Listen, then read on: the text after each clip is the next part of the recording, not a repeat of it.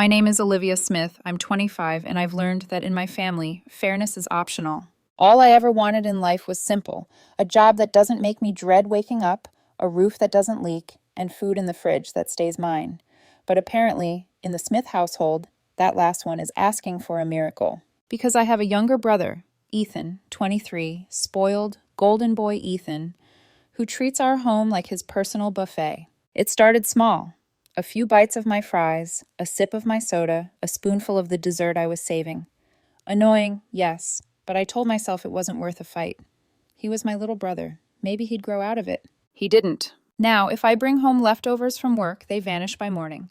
If I buy snacks, they disappear before I even open them. I tried labeling, hiding, even setting traps. None of it worked. Because Ethan doesn't steal. He entitles. And worse, my parents enable him. Every time I complain, they say the same thing. Liv, he's your little brother. Just share with him.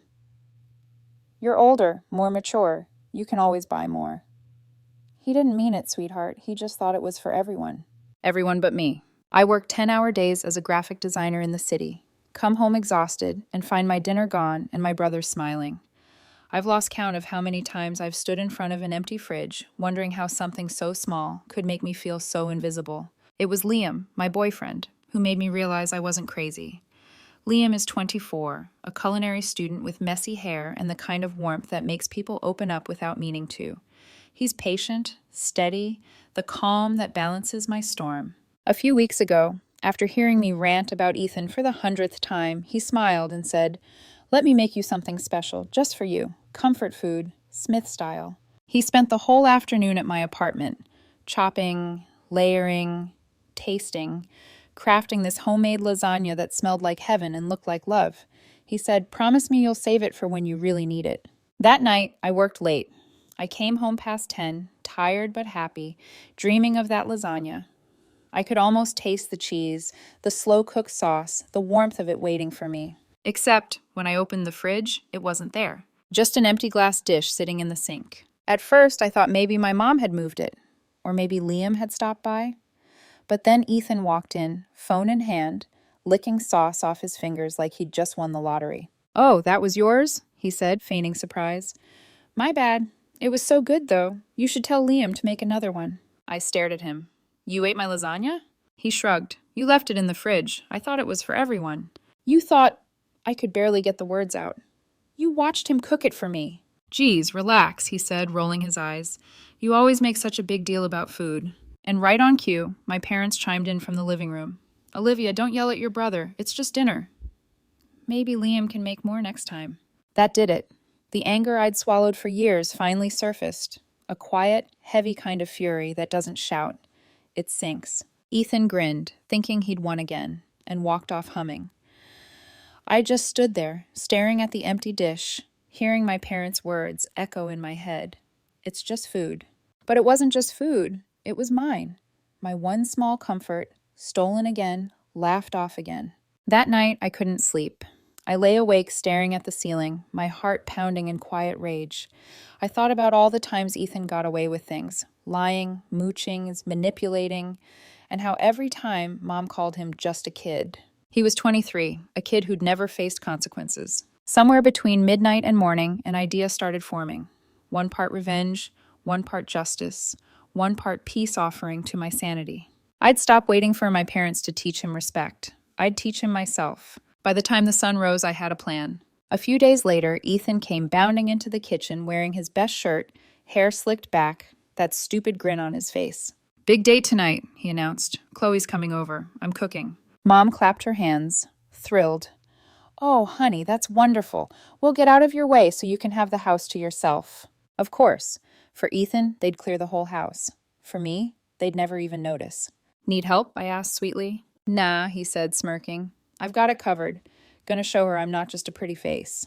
I smiled back, because I already knew what I'd cook. Something irresistible. Something Ethan couldn't possibly ignore. That evening, while he was busy setting up candles and playlists, I was in the kitchen quietly prepping my dish. Rich, creamy shrimp pasta with a slow, simmered sauce that smelled divine. I poured every ounce of focus, every trace of patience into it, measured everything to perfection, even the special ingredient. Nothing harmful, just enough to ensure that my dear brother's romantic night would become memorable. As I stirred, I could hear my mother upstairs laughing at something Ethan said. The same laughter she used when he broke her favorite vase at 16. The same laughter she used when he crashed my car at 18 and said, "Oops." By the time I was done, the house smelled like butter and garlic and payback. I placed the plate in the fridge, right in the center, with a small sticky note that said, in neat handwriting, "Olivia's. Do not touch." Then I turned off the lights, went to my room, and waited. From my doorway, I could see him later that night. Ethan sneaking into the kitchen in a crisp button-up, glancing around like a thief in his own home. He opened the fridge, saw the pasta, grinned. "Couldn't have made it easier for me," he whispered. He took a fork, tasted it, closed his eyes. "Oh my God." Then he took another bite, then another. When he was done, he cleaned the plate, whistling. Then he pulled out fresh dishes and began plating what was left, clearly planning to serve it to Chloe like he'd made it himself. I leaned against my door frame, smiling in the dark. For once, I wasn't angry. I was calm, because finally, the lesson was set. The morning after Ethan taste tested my pasta, the house smelled like lemon cleaner and second chances. Mom had a playlist of feel-good songs trilling from her phone as she dusted picture frames. She hummed along, pausing to straighten a photo of us at the beach, my arm around Ethan's shoulders, both of us with windswept hair and the kind of grin that belongs to people who think the world will always be fair. I watched her from the hallway, a coffee cooling in my hands. The thought slid in quietly. Maybe I wasn't just getting even. Maybe I was rewriting history, one plate at a time. "Olivia," Mom called, catching sight of me. "Could you pick up some fresh flowers for the dining table? Ethan's having company tonight." Company. Such a generous word for a girl who didn't know he'd serve her a stolen dinner with a stolen smile. "Sure," I said. "Tell him I'll set the table." I didn't need to tell her that I'd already set everything else. By noon, Ethan had charmed Dad into loaning him the good wine. He texted Chloe with flirty updates and stared at himself in the hall mirror like an actor rehearsing his big scene. He even called Liam, my Liam, to ask for chef tips. "Keep it simple," Liam said over speakerphone, playing along. "Don't mess with flavors you can't handle." Ethan winked at the reflection. "Relax, man, I've got it." He didn't see my face in the doorway the way Liam did when we locked eyes. He lifted his eyebrows. "Is this still what you want?" I smiled. The kind that says yes. And please don't try to save me from the one thing that might finally save me. After lunch, I went shopping. Basil, candles, a bouquet of white lilies that made the kitchen look like a wedding rehearsal. On the way home, I bought the last ingredient from a dingy pharmacy that smelled like dust and desperation. The pharmacist didn't even look up. People buy privacy more often than medicine. Back in the kitchen, I unpacked my tools like a surgeon laying out instruments. Wide sauté pan, zester, wooden spoon, burnished by time. The shrimp went down in a whisper of butter. Garlic bloomed in the heat, going from sharp to sweet. I thickened the sauce until it looked like velvet and tasted like heaven, then folded in the pasta and cream with the patience of someone painting a ceiling mural. And then, only then, I added the secret. Not enough to hurt, never that. Just enough to say, territory, mine. I worked in silence, the house a soft machine around me, Mom's vacuum inhaling the hallway, Dad's cough as he tinkered in the garage, Ethan talking to Chloe on speaker. "You're going to love what I'm making tonight," he bragged. I looked at the camera mounted high in the corner, disguised as a decorative smoke alarm. The dining room had one too, tucked into the crown molding. They were legal to own, legal to run. I'd read the manuals. I knew the angles. When the sauce reached that point where it caught the back of the spoon in a satin coat, I took the pan off the heat and tasted. Rich, silky, devastating. I plated a generous serving into a glass dish, set it in the fridge, and stuck a note on it in my neatest handwriting. "Olivia's. Do not touch." I could have stopped there. I almost did. My breath fogged the fridge light as I stared in. But the story that raised me, the one where Ethan won and I forgave him, had played long enough. So I closed the door on the glass dish, like sealing a vault, and took out a second plate, the one he'd used to impress Chloe. I plated it cold and hid it in the back behind a carton of eggs he'd never notice. It would warm up in the microwave later. I'd already planned the timing. At 4 o'clock, Liam texted, "You good? Need me there?" "I'm okay," I replied. "I want to see this through." A beat, then. "I'm proud of you for choosing yourself." I stared at the words. For a moment, the kitchen doubled and shimmered, and I saw the other timeline again, the one where I kept swallowing fury until it calcified into silence. I typed back, "Thank you. I'll call you after."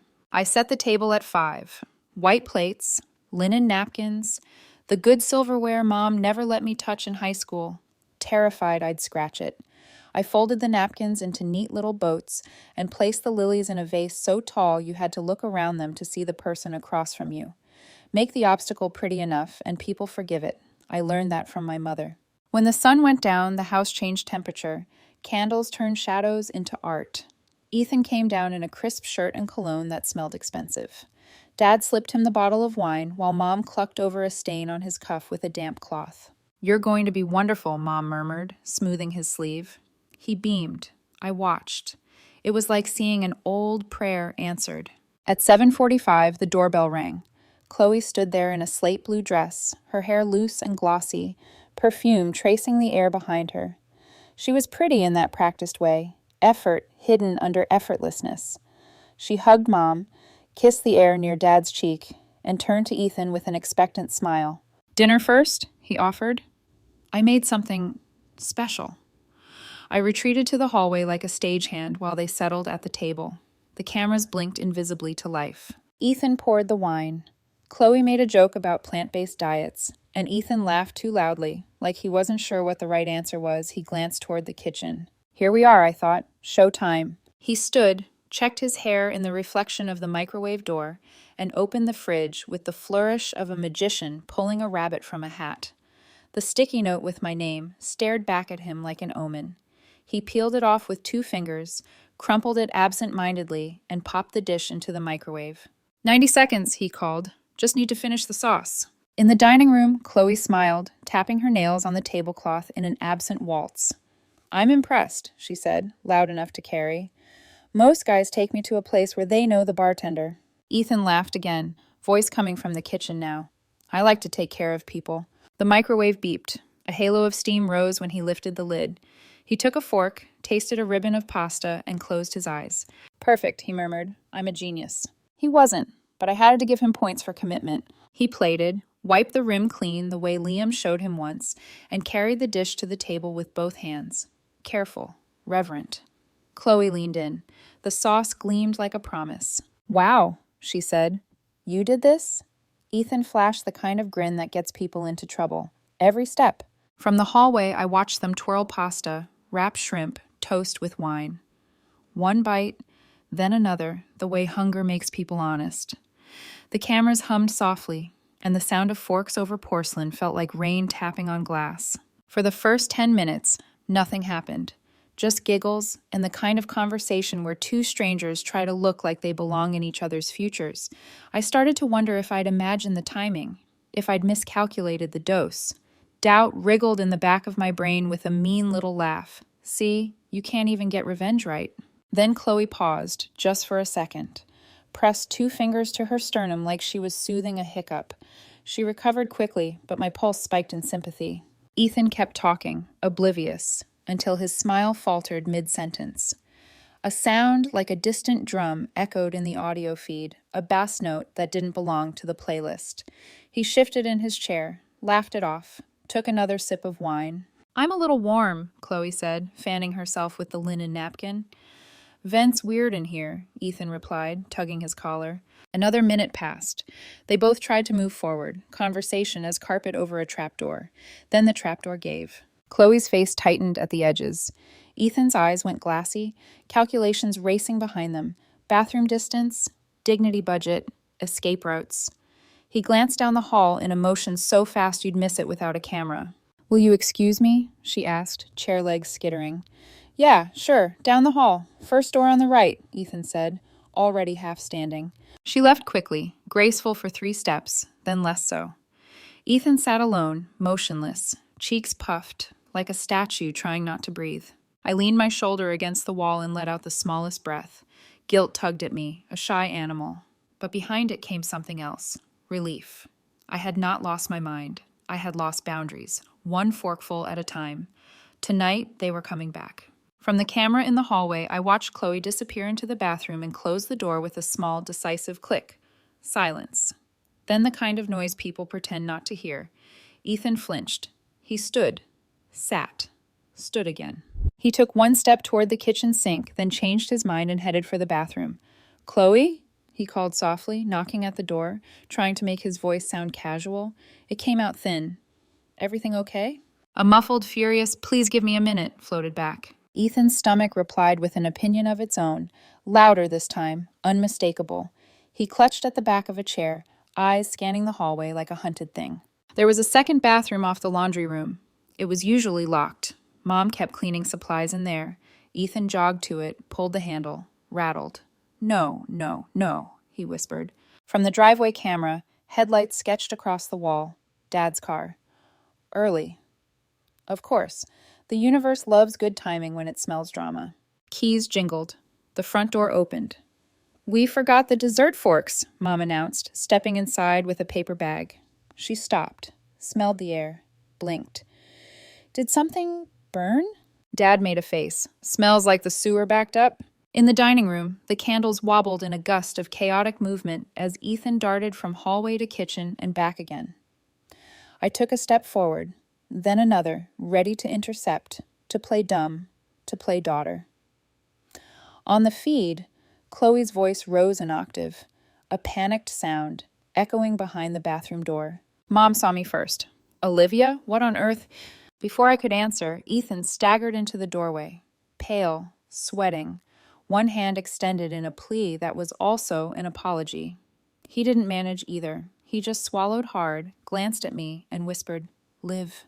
The knock from the bathroom came sharp. "Ethan, I need—" He flinched, like the sound hit him physically. "Coming."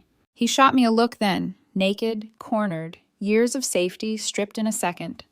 For a moment I saw the little boy in the beach photo, the one who cried when a wave knocked him over and clung to me like I was a life raft.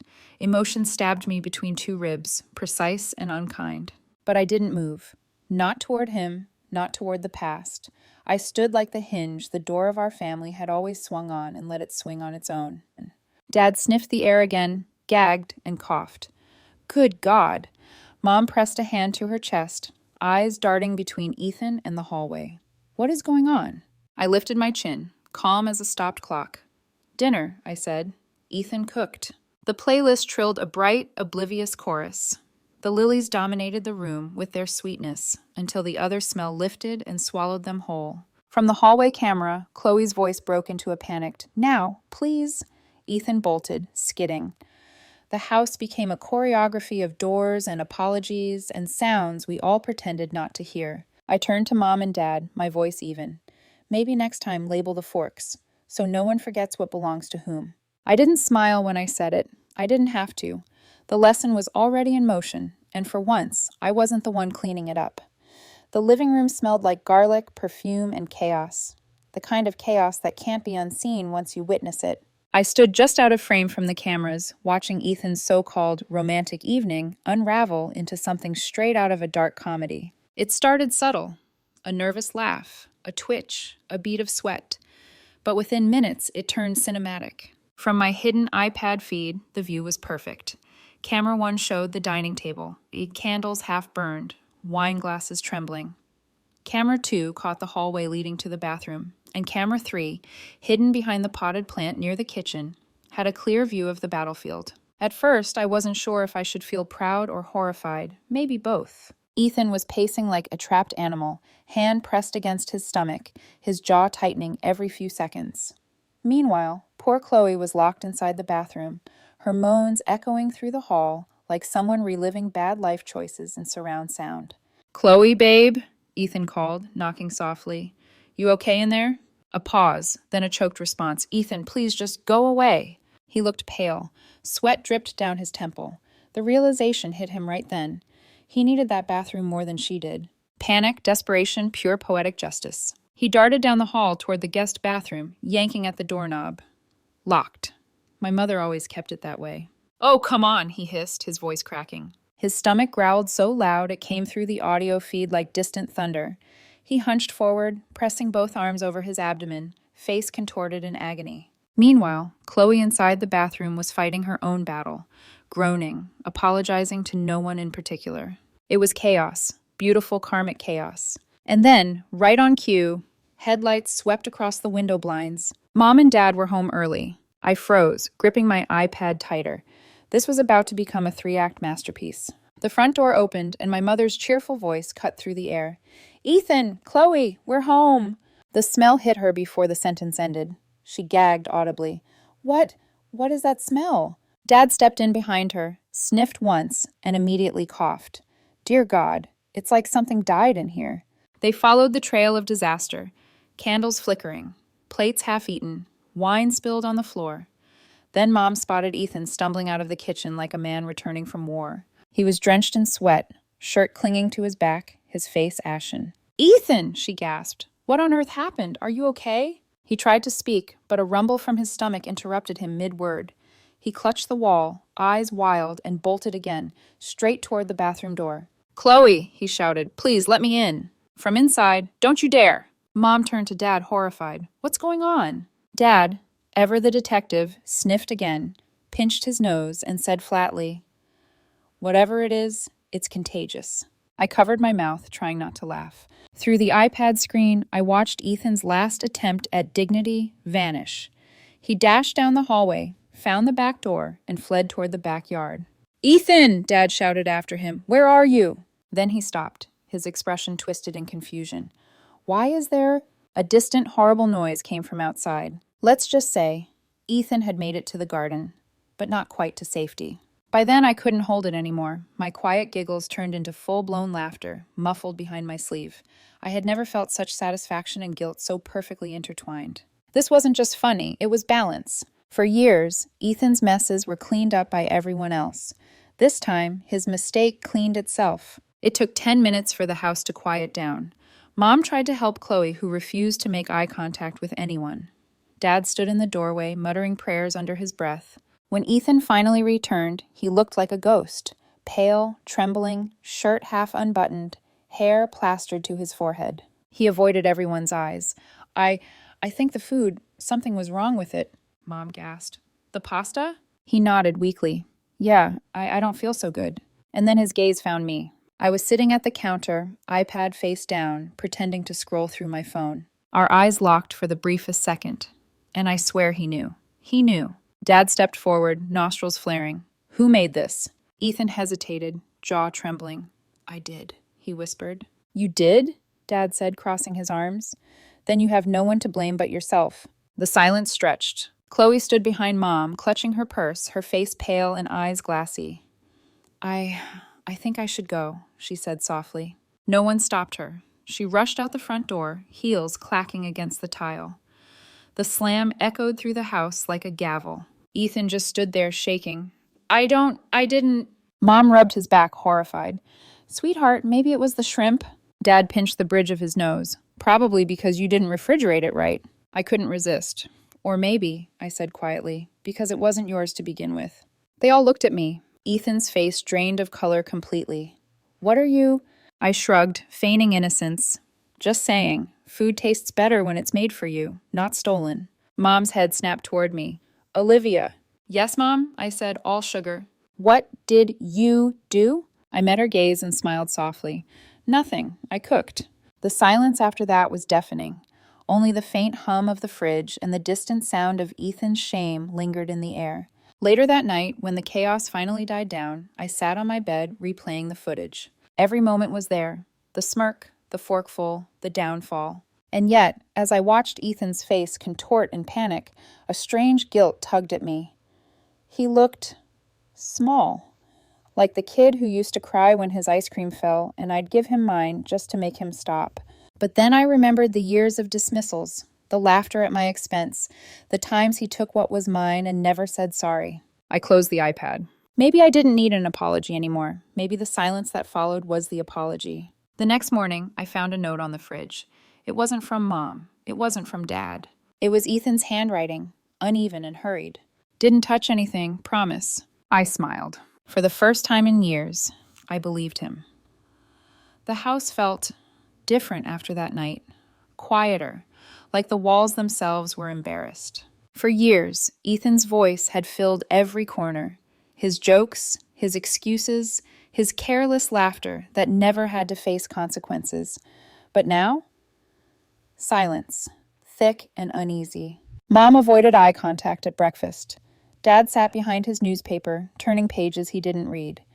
And Ethan hadn't come out of his room all morning. I made myself coffee, letting the kettle whistle longer than necessary. The sound covered the tension like a threadbare blanket. When I opened the fridge, I half expected my food to be gone, as usual. But everything was exactly where I'd left it. My labeled containers, my snacks, my dinner from last night, untouched. A small, unbelievable peace washed over me. Then, from the hallway came the faintest noise. Footsteps. Ethan shuffled in, pale and hollow-eyed, wearing the same shirt from the night before. He didn't meet my gaze at first. Just poured himself water, drank it slowly, then leaned against the counter like a man recovering from battle. We stood there, side by side, not speaking. For a moment, I almost felt bad. Almost. Finally, he muttered, "You didn't have to go that far." I turned, voice calm. "You didn't have to eat my food." His lips twitched, halfway between shame and stubbornness. "You could have just told me to stop." I laughed softly. "Ethan, I did, for years." That landed. His eyes flickered. Guilt, realization, something human. He nodded once, slow and deliberate, then said, "Fine, I get it." For a moment, he looked like he wanted to apologize, but instead he pushed off the counter and left the kitchen. The silence that followed wasn't angry, just tired, honest. Later that afternoon, I got a call from Liam. "So?" he asked, his tone caught between amusement and concern. "Did your little experiment work?" I hesitated. "Let's just say, Ethan won't be stealing from anyone for a while." Liam chuckled, low and warm. "You don't sound as happy as I expected." I sighed, staring out the kitchen window where the lilies from last night still sat, wilted but stubbornly alive. "I thought I'd feel vindicated, but all I feel is tired. Like I cleaned something that should have never gotten dirty in the first place." "You did more than that," he said softly. "You drew a line. Sometimes that's the hardest thing." I smiled faintly. "You sound like a therapist." He laughed. "No, just a man who's been told not to touch leftovers before." For the first time in days, I laughed too. By evening, the tension had melted into an uneasy truce. Mom finally broke the silence at dinner. "So," she began cautiously, "Ethan tells me his date didn't go very well."